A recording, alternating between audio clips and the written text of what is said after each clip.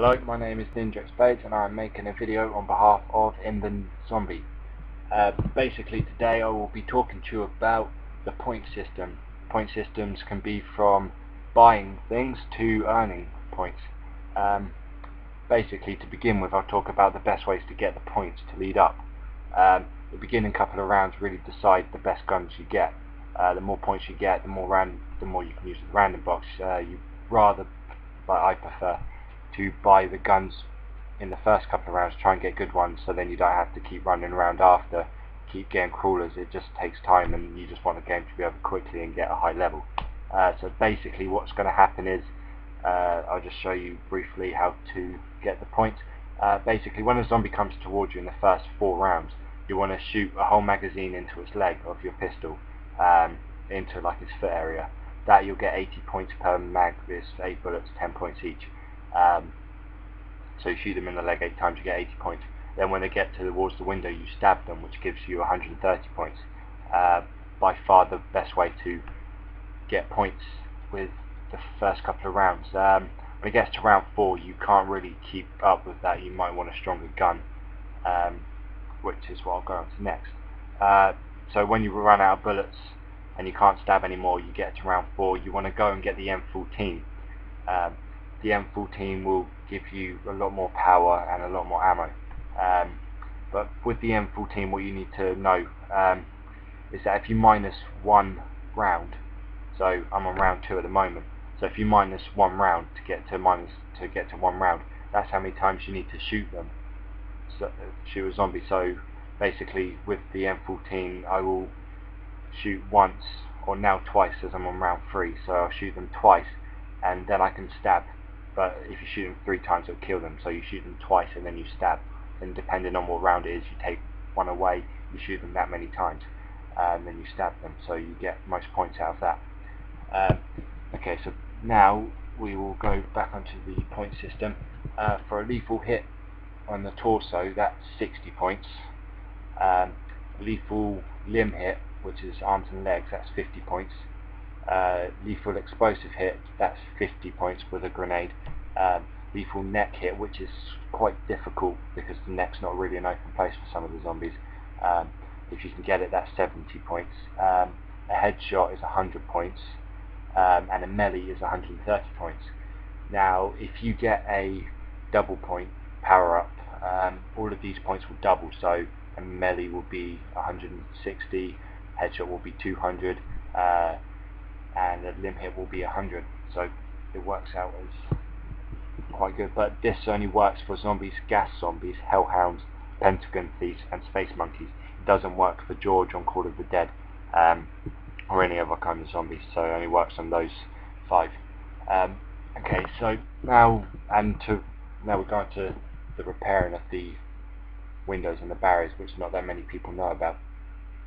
People know how to rebuild them, but they don't get about the limit. You get 10 points per board or segment that you rebuild, and per round you have a capital limit, which is 500 points. So per round you can only do 500 points worth of building barriers back up. So if you find when you're doing it that you keep rebuilding stuff but it doesn't carry on adding your points, that's why. So yeah, that's why. Okay, now we go on to the cost of everything around the map. So there's things from the guns on the walls, which the price varies. There's no individual price. The Olympia and the M14 is 500 at the beginning, and the MP5K is 1000 points. You buy all the guns off the walls, spread all around the map. Easy to find, really. They're just a white mark, like the dead body thing. When people die, they put chalk around them or whatever. That's basically what the gun is. To open the door, it can cost from 1,500. You tell a lie, it's 750 to 1,250. That's the variety of prices, and 1,000 in the middle, depends which store. A mystery box is 950 points, unless there's a fire sale, which is 10 points, but I'll go into more like the fire sale and the bonfire sale in another video. Use of Pack-a-Punch machine, that is 5,000 points, unless there's a bonfire sale which only makes it 1,000 points.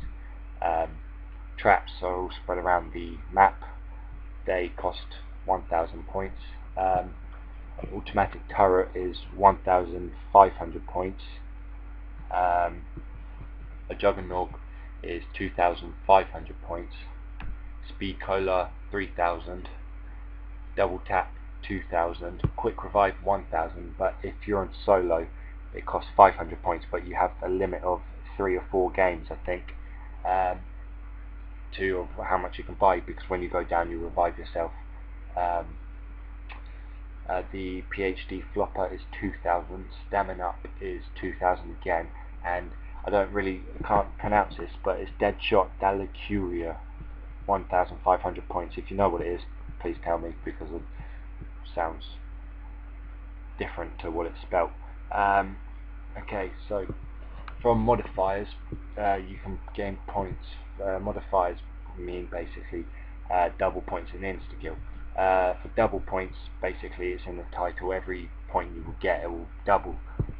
Rebuild a barrier, that will double, so it'll be 20. Stab a zombie, that'll be 260, so on. Insta-kill is 1,100 points per kill, but if you use a melee, you get rewarded 140 points per kill, which is good. And to be honest, if you've got insta-kill, I'd recommend stabbing, because you're just wasting your ammo. Otherwise, this is the best way to do it. Okay, now we go into player points.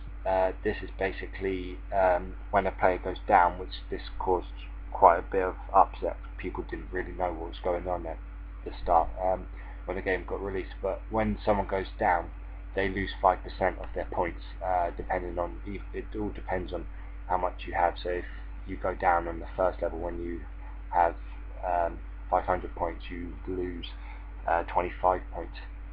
So, but when the higher up level you go, you lose more.